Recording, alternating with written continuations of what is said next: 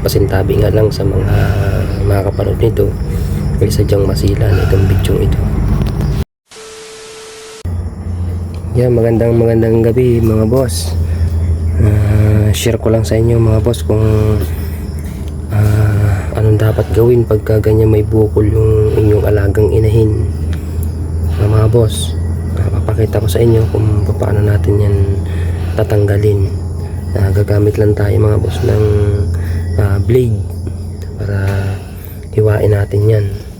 Yung gagawin natin mga boss, medyo kakamot-kamutin muna natin ganyan. Yan, kakamot-kamutin natin para tapos hiwain natin yan ganyan. At kailangan matanggal natin mga boss yung laman itong bilog na ito dahil ito ay nana ang nasa loob niyan.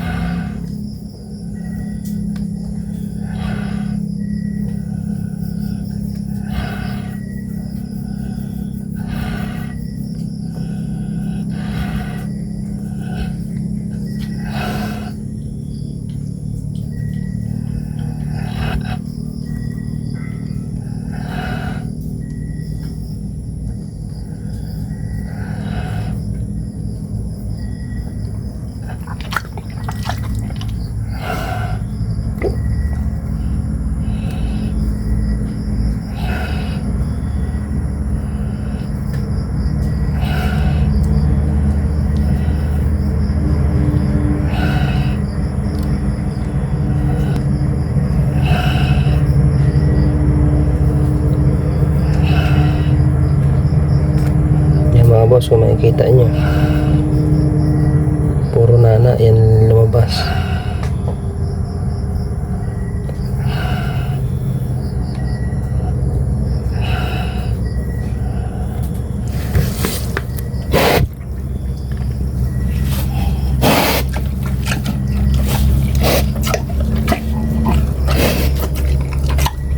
Madami ang laman mga boss, kaya dapat natin tanggalin yan.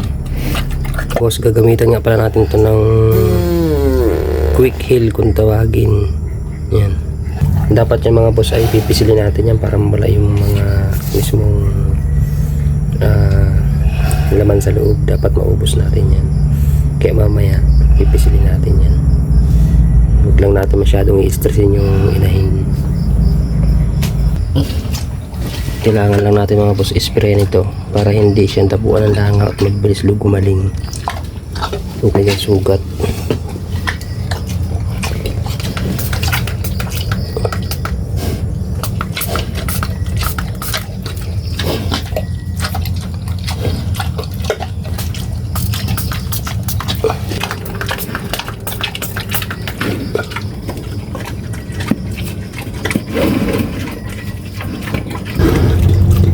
Yan naman mga boss, kita nyo naman natastas na natin yan.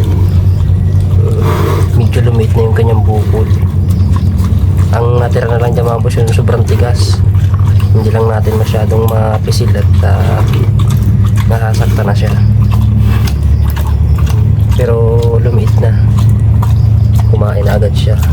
Mahinang kumain niya mga boss, gawa ng nasa tapat na nalalamunan niya ay nahirapan siyang lumunok, kaya agad-agad ay dapat natin masolusyonan na mga